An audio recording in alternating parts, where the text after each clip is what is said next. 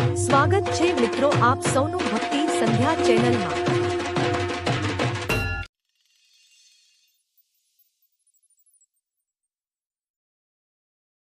નમસ્કાર મિત્રો, સ્વાગત છે ફરીથી એકવાર આપ સૌનું ભક્તિ સંધ્યા યુટ્યુબ ચેનલ પર।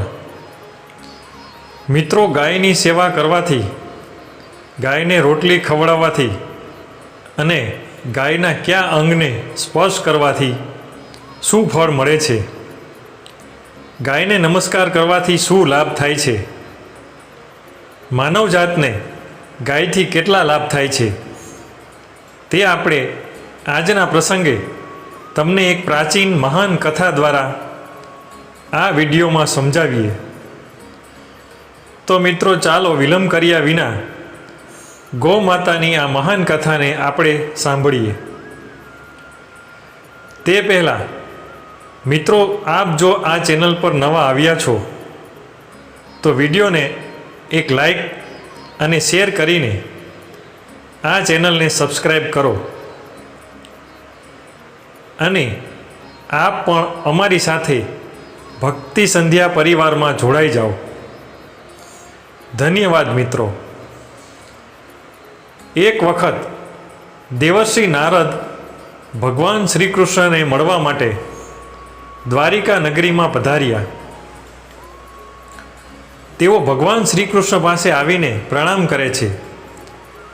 દેવર્ષિ નારદને જોઈને ભગવાન શ્રી કૃષ્ણ ખૂબ જ પ્રસન્ન થાય છે અને પૂછે છે, હે દેવર્ષિ, આપનું દ્વારકામાં સ્વાગત છે। આજે કયા કાર્ય માટે દ્વારકામાં પધાર્યા છો? દેવર્ષિ નારદ હર્ષથી કહે છે, હે પ્રભુ, તમે તો સર્વજ્ઞ છો, છતાં પણ મારી પાસેથી પ્રશ્ન પૂછી રહ્યા છો। ભલા તમારાથી શું છુપાઈ શકે? મારી મનની વાત તમારું હૃદય સારી રીતે જાણે છે।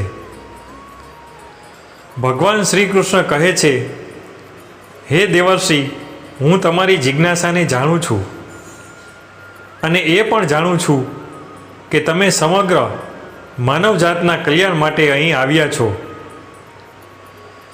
તમે નિસંકોચ બનીને પૂછો। તમારા મનમાં જે પણ પ્રશ્ન હોય તે કહો। ત્યારે દેવર્ષિ કહે છે કે હે પ્રભુ, જો તમારી આ જ ઈચ્છા હોય તો હું એક પ્રશ્ન પૂછવાનું ઈચ્છું છું। હે પ્રભુ, હું આજે પૃથ્વીલોક પર ભ્રમણ કરી રહ્યો હતો ત્યારે મેં એક અત્યંત વિચિત્ર દ્રશ્ય જોયું। મેં જોયું કે કેટલાક દુષ્ટ મનુષ્યો ગાયને મારી રહ્યા હતા, જ્યારે બીજી બાજુ કેટલાક મનુષ્યો ગાયની પૂજા પણ કરી રહ્યા હતા। આ દ્રશ્ય જોઈને મને ખૂબ જ દુઃખ થયું। મનુષ્ય પોતાના સ્વાર્થ માટે નિર્દોષ પ્રાણીઓ પર અત્યાચાર કેમ કરે છે? હે પ્રભુ, મારા મનમાં આ જિજ્ઞાસા ઊભી થઈ છે કે જે મનુષ્ય ગાયની સેવા કરે છે, તેની પૂજા કરે છે, તેને શું ફળ મળે છે? અને જે પાપી ગાય ઉપર અત્યાચાર કરે છે, તેને શું દંડ મળે છે? આ રીતે નારદજી દ્વારા પ્રશ્ન પૂછવામાં આવ્યા પછી ભગવાન શ્રી કૃષ્ણ સ્મિત સાથે કહેવા લાગ્યા, હે દેવર્ષિ, તમે બહુ જ ઉત્તમ પ્રશ્ન કર્યો છે। જે ગાયને દુઃખ આપે છે તેને તેના પાપ કર્મો માટે નર્કમાં ભયંકર દંડ મળતો હોય છે, પરંતુ જે ગાયની સેવા કરે છે તેને ઉત્તમ લોક પ્રાપ્ત થાય છે। ગાયોની સેવા કરવાથી પૃથ્વીલોક અને પરલોકમાં મનુષ્યને શું ફળ મળે છે તે હું તમને એક કથાના માધ્યમથી સમજાવું છું।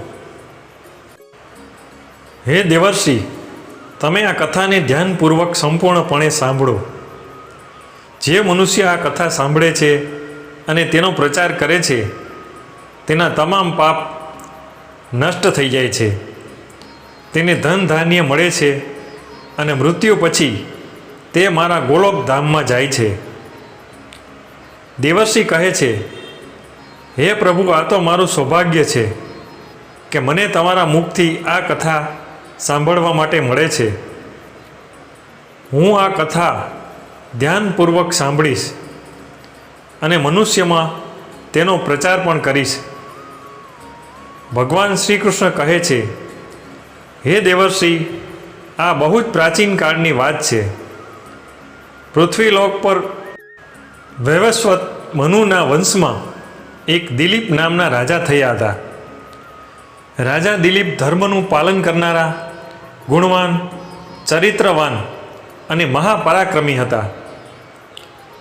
તેમણે ધર્મપૂર્ણ રીતે પૃથ્વીનું પાલન કર્યું અને પોતાની પ્રજાને હંમેશા પ્રસન્ન રાખી.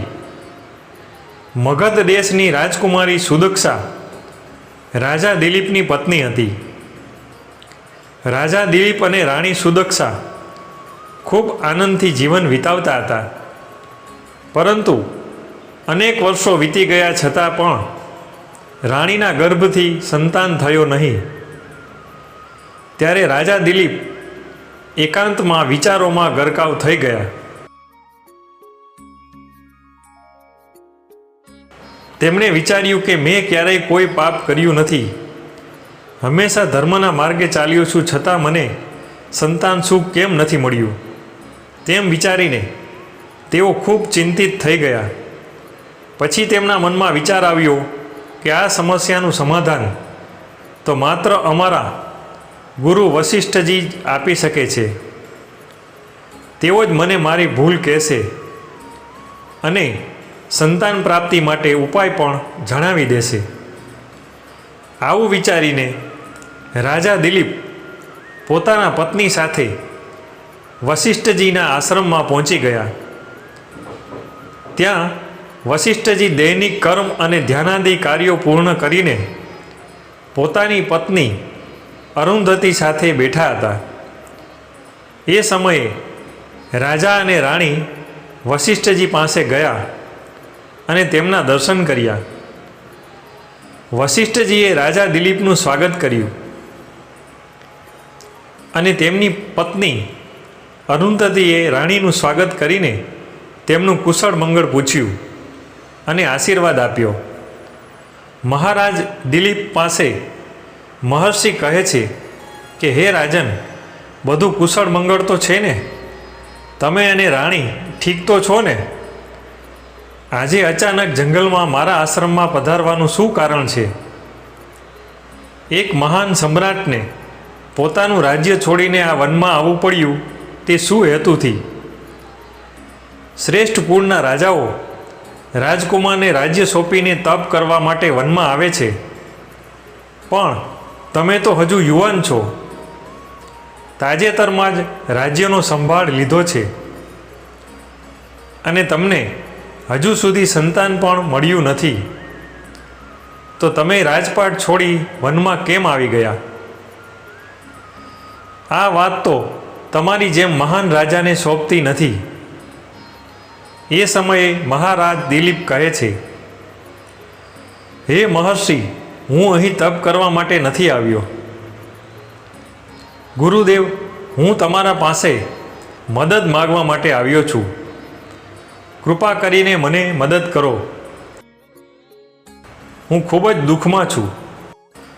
પછી મહર્ષિ વશિષ્ઠ કહે છે, હે રાજન, તમારા જેવા મહાન સમ્રાટને શું મદદની જરૂર પડી હશે? તમે તો પોતે બધાની સહાયતા કરવા માટે સક્ષમ છો. મહારાજ દિલીપ કહે છે, હે ગુરુદેવ, હું એ જાણવા આવ્યો છું કે કયા દોષને કારણે મને હજુ સુધી પુત્ર પ્રાપ્તિ થઈ નથી. કૃપા કરીને તમારી દેવી દ્રષ્ટિથી મારા દોષને ઓળખીને કહો અને તેનું નિવારણ શું છે તે પણ કહો. પુત્ર વિના તો મારું જીવન વ્યર્થ છે, મને મુક્તિ પણ નહીં મળે. ત્યારે મહર્ષિ વશિષ્ઠ કહે છે, હે રાજન, આ તો આશ્ચર્યજનક વાત છે. હું જરૂર તમારી મદદ કરીશ. પછી મહર્ષિ વશિષ્ઠ પોતાની દિવ્ય દ્રષ્ટિથી મહારાજના ભૂતકાળને જોવાનું શરૂ કરે છે અને તેમને રાજાના ભૂતકાળની એક ભૂલ વિશે જાણ થાય છે.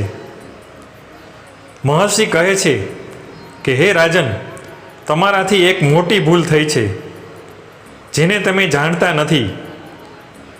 જ્યારે તમે ઇન્દ્રલોકમાંથી દેવરાજને મળીને પાછા ફરી રહ્યા હતા ત્યારે માર્ગમાં એક કલ્પવૃક્ષ નીચે ઊભેલી ગાય અને તેનો વાછરડો ખૂબ જ ભૂખ્યા અને પીડામાં હતા. તમે એ કામધેનુ ગાયને ન તો ભોજન કરાવ્યું અને નમસ્કાર પણ ન કર્યા.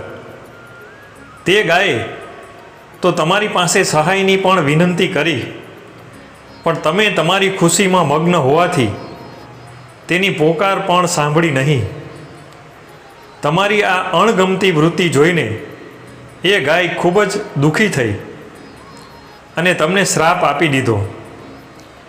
હે રાજન, જે મનુષ્ય ગાયને દુઃખમાં જોઈને પણ સહાય નથી કરતો અને ભૂખી ગૌ માતાને ભોજન કરાવતો નથી, તે મહાપાપનો ભાગીદાર બને છે.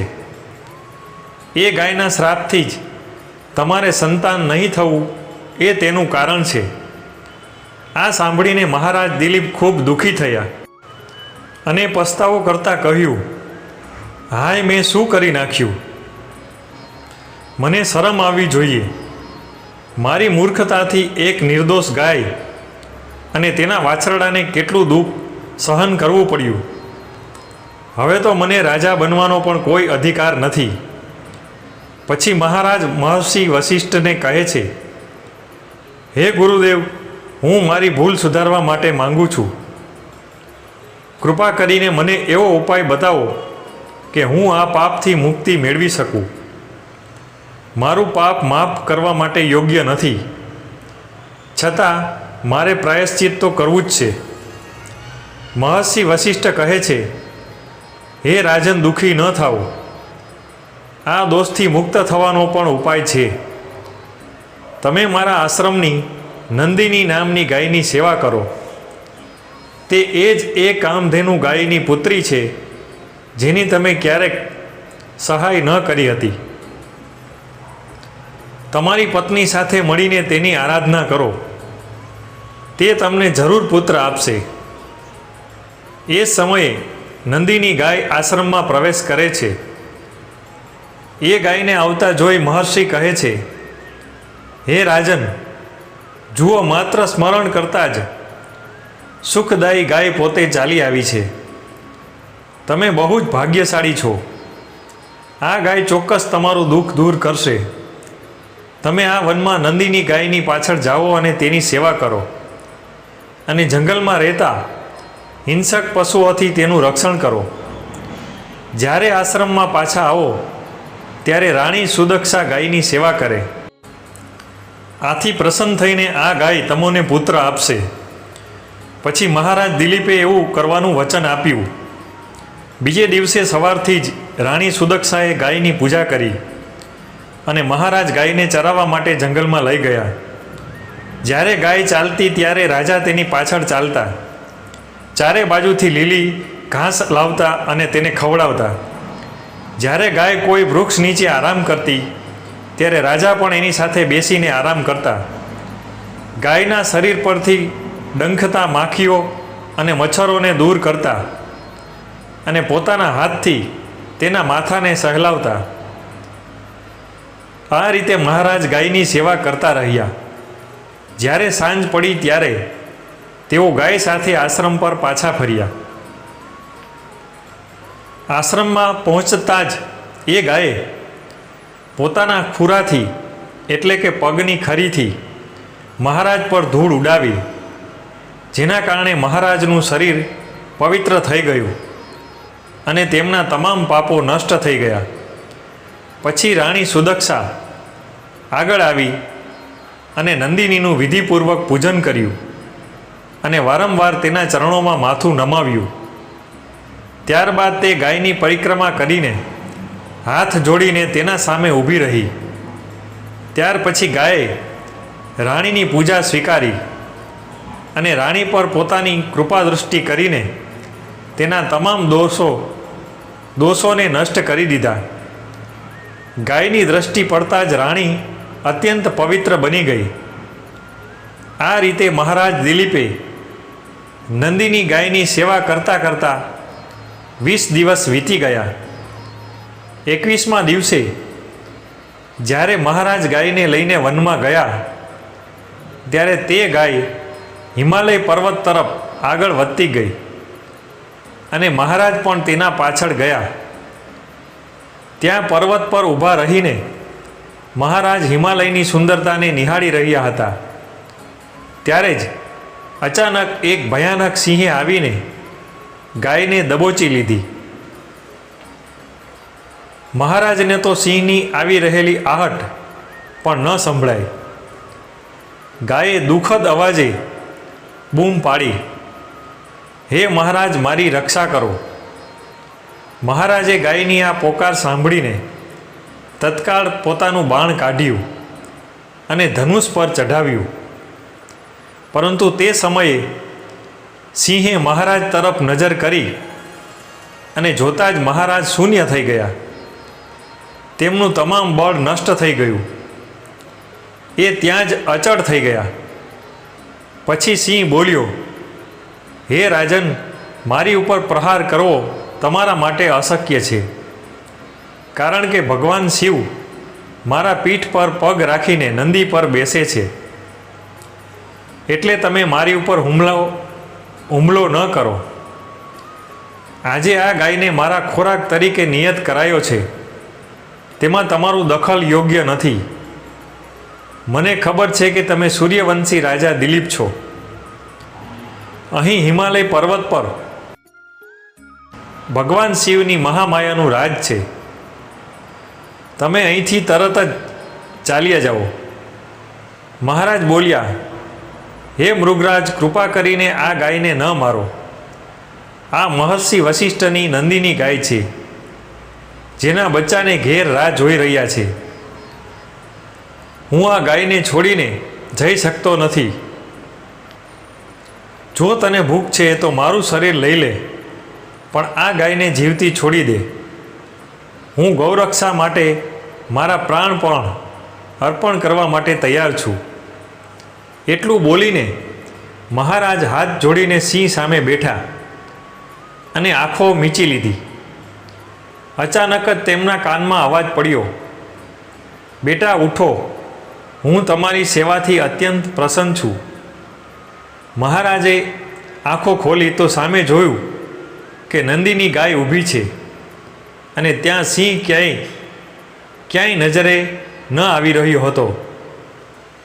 ત્યારે નંદીની ગાય બોલી, હે રાજન, મેં જ મારો સ્વરૂપ બદલીને સિંહના રૂપમાં તમારી પરીક્ષા લીધી હતી. તમે મારા માટે પ્રાણ આપવાનો પણ સંકોચ ન થયો, એટલે હું તમારાથી પ્રસન્ન છું. હવે માંગો, તમે શું ઈચ્છો છો? મહારાજ કહે છે, હે ગૌમાતા, તમે તો સર્વજ્ઞ છો. મારી એકમાત્ર ઈચ્છા છે કે મને પુત્ર પ્રાપ્તિ થાય. નંદીની ગાય બોલી, બેટા, પાનના દ્રોણમાં મારું દૂધ પીઓ. તેનાથી તમને ગુણવાન, તેજસ્વી અને વિદ્વાન પુત્રની પ્રાપ્તિ થશે. મહારાજ દિલીપ વિનમ્રતાથી કહે છે, હે માતા, તમે જે અમૃત સમાન વચન કહ્યા તે સાંભળીને જ હું તૃપ્ત થઈ ગયો છું. હવે કૃપા કરીને તમે મારા સાથે આશ્રમમાં આવો.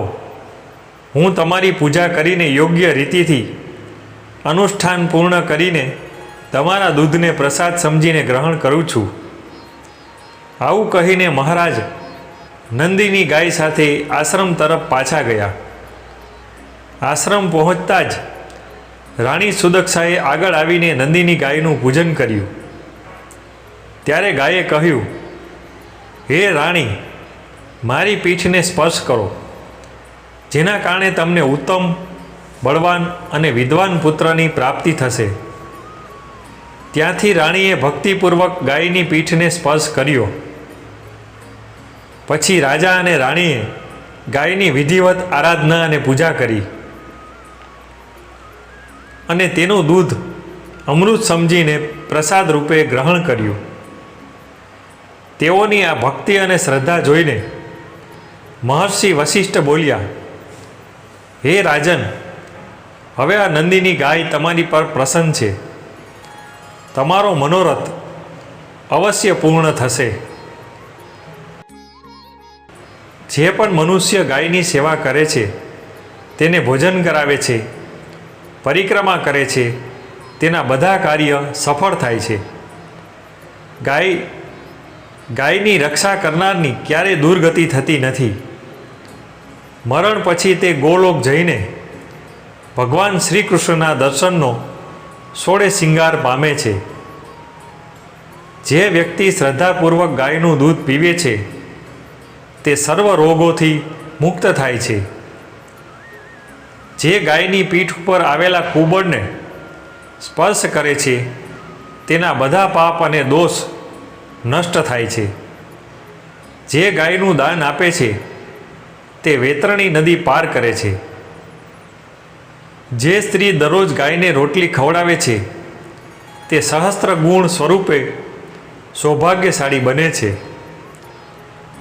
ગાય સર્વ પાપોનો નાશ અને તમામ ઈચ્છાઓને પૂર્ણ કરનાર છે. તેથી મનુષ્યએ હંમેશા ગાયનું રક્ષણ કરવું, પૂજન કરવું અને ગાયને ભોજન કરાવવું જોઈએ.